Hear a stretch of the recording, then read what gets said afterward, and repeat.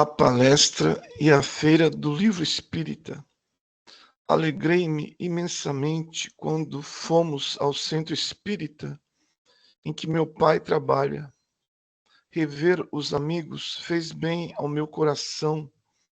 A reunião começou e grande era o número, tanto de encarnados como de desencarnados, que estavam atentos à palestra da noite para ouvir meu pai. Como sempre faz, fala claro e com voz agradável. Se queremos nos aproximar de Deus, temos que investigar para conhecermos um pouco da sua maneira de ser. As atividades humanas têm, no desejo de aquisição, o elemento que as sustenta. Em consequência disso, somos todos egoístas, chegando a atingir os planos mentais ou psíquicos. Nossos irmãos inconscientes ou semiconscientes, quando buscam a preservação do indivíduo, não ultrapassam o necessário para a sua sobrevivência e realização de suas funções.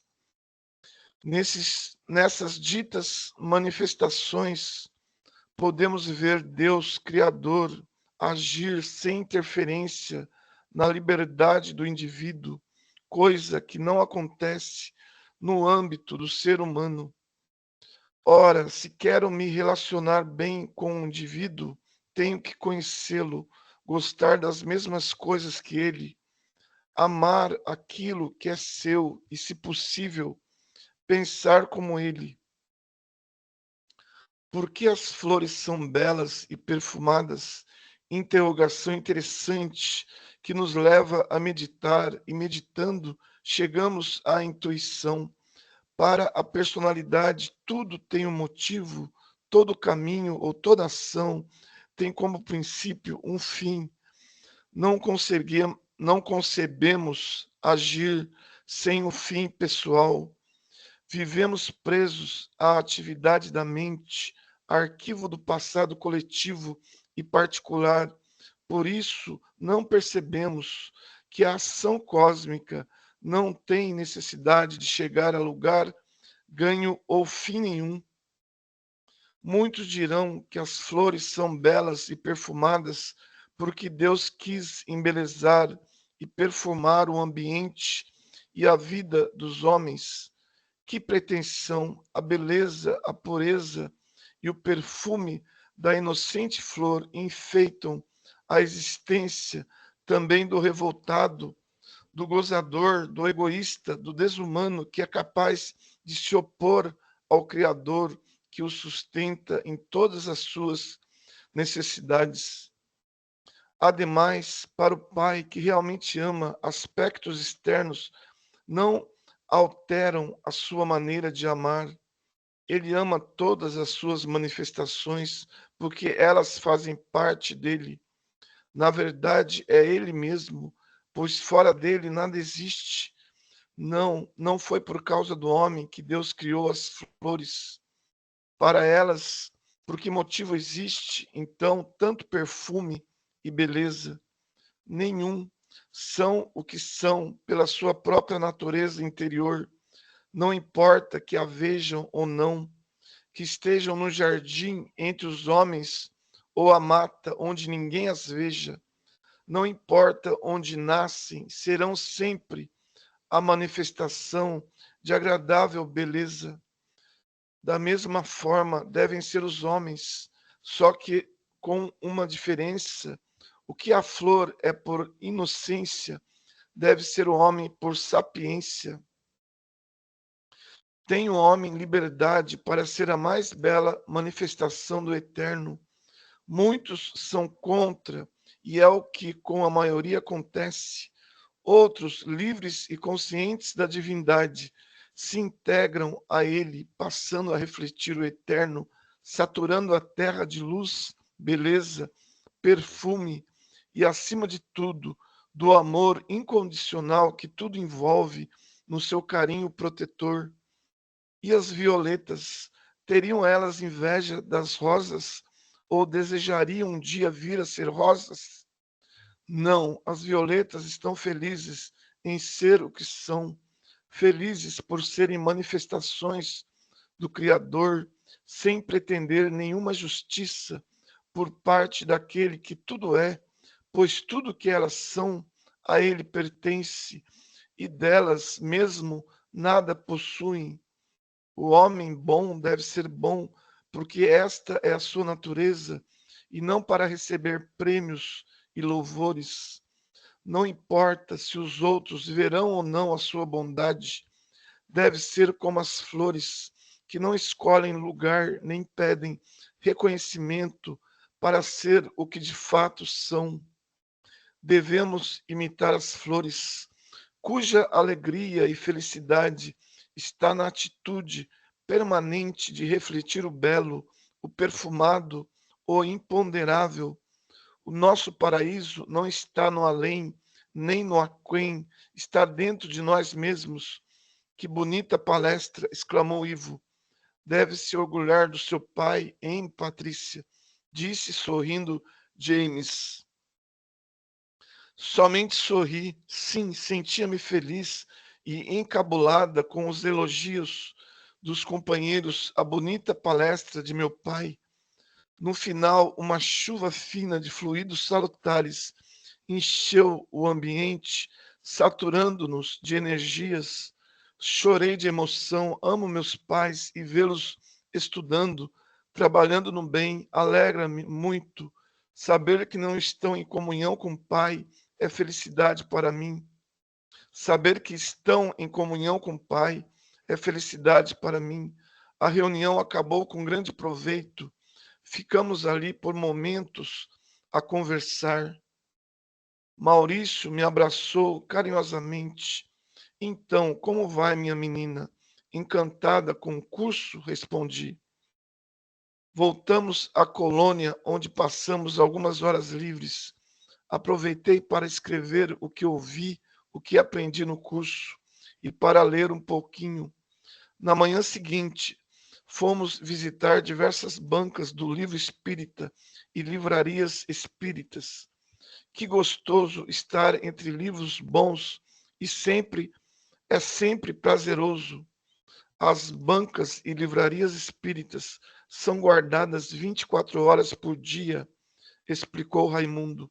Quando o livro espírita começou a sobressair, a educar e a ensinar, as trevas começaram a atacar. Assim tivemos que nos defender. O trabalhador ou trabalhadores não só exercem a função de vigia, mas orientam pela intuição. Vendedores e compradores limpam o ambiente. Se receber um ataque de um falange de um grupo grande, o que o trabalhador faz? Indagou Lauro. Quase sempre, respondeu Raimundo. Esses ataques são previstos e equipes que trabalham em centros espíritas vêm para cá. Se não foi possível saber antes, ao ser cercado, o trabalhador aciona um alarme e em segundos recebe ajuda. Eles são os anjos dos livros, disse Zé, bem-humorado. Dali fomos visitar uma feira do livro espírita. Se encarnados trabalham para organizá-las, o trabalho dos desencarnados não é pouco. Um orientador desencarnado veio nos receber gentilmente. Fiquem à vontade. Como é o trabalho de vocês? Indagou Luiz. O orientador nos esclareceu bondosamente. É um espírito de uma simpatia sem limite, conhecido entre os encarnados e os desencarnados. Gosta muito da boa literatura. Infelizmente, não nos é possível dizer seu nome, porque, como ele disse, seu trabalho é temporário.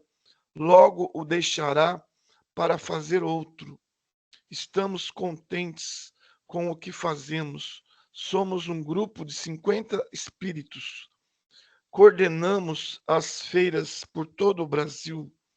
Quando começa a organização de uma feira, temos um grupo menor que vai até os encarnados para ajudá-los a formar as bases e protegê-los. Quando começam a montar a barraca, ficamos ajudando. Como os encarnados fazem rodízio, agimos assim também. Qual é a função de vocês junto à feira? Perguntou Glória. Primeiramente, guardar, proteger de ataques de irmãos que se incomodam com a luz que sempre traz o ensino cristão. Aqui estamos para orientar, dar passes, purificar o ambiente, ajudar os desencarnados que vêm acompanhando os encarnados e aqueles que vêm em busca de auxílio. Se duas ou mais feiras acontecerem na mesma época, que fazem? Indagou Luísa. A equipe de 50 é grande e assim somos para podermos nos repartir. Mas se houver necessidade, a colônia Casa do Escritor, cujos habitantes trabalham em prol da boa literatura, nos envia mais ajudantes. As feiras estão crescendo e esperamos que no futuro todas as cidades as tenham. Em épocas que não há feira nenhuma, indagou Zé, não ficamos à toa. Estamos sempre ajudando pessoas que de alguma forma lidam com jornais espíritas e suas editoras e incentivando pessoa a ler, etc. Que trabalho bonito, exclamei. Todos os trabalhadores que estão aqui fazem parte da equipe? Rosália perguntou. Não, temos a equipe da cidade que nos ajuda, que vem se unir a nós numa tarefa coletiva e agradável. Em cada cidade em que acontece a Feira do Livro Espírita, os trabalhadores do local se organizam para um trabalho extra de ajuda aos encarnados. Também fazem plantão, indagou Hilda. Sim, para que todos participem e também porque muitos entre nós temos outros trabalhos junto à literatura espírita. Olhamos os livros encantados. Os encarnados que desejarem dispõem de lindas obras que orientam, consolam e esclarecem, falou Dona Isaura. Ficamos horas observando. Ora, os trabalhadores intuíam os vendedores, ora, auxiliavam os compradores e os visitantes. Muitos desencarnados lá iam, ora acompanhando o encarnado, ora curiosos. Como o plantonista encarnado se dirige ao visitante, o trabalhador se dirige educadamente ao desencarnado, e um diálogo acontece. Quase sempre o desencarnado é levado para um socorro ou para um dos centros espíritas da cidade para orientação. Vista de longe, a feira é um ponto luminoso para onde os sofredores vão em busca de auxílio.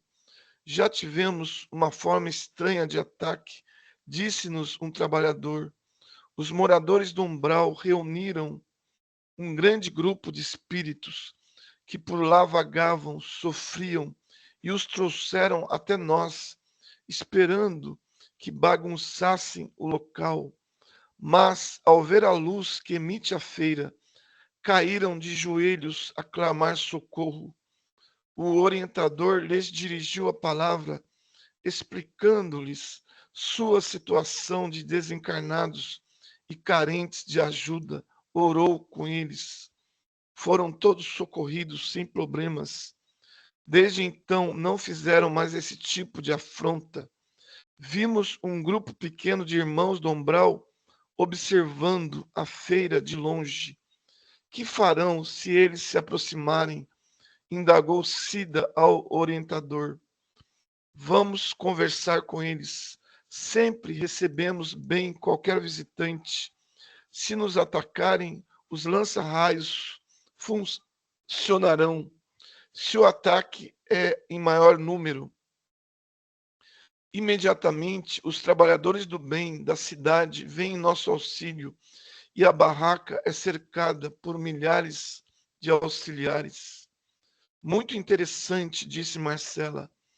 Há muitos ataques. Nas primeiras feiras houve mais. Agora quase não tem havido. Estão preferindo desanimar os organizadores encarnados. Mas o espírita é teimoso e quando se trata de fazer o bem, de realizar a feira, muitos resistem firmes com o nosso incentivo. Se encarnados gostam da feira, os desencarnados que trabalham gostam mais. Ali reinam a alegria e o carinho. Quantos auxílios e ajudas são prestados numa feira? E o mais importante, quantos livros bons circulando e ensinando. Voltamos entusiasmados. A aula de conclusão foi só de conversas. Todos nós adoramos visitar aos centros espíritas, as livrarias, as bancas e principalmente a feira do livro espírita.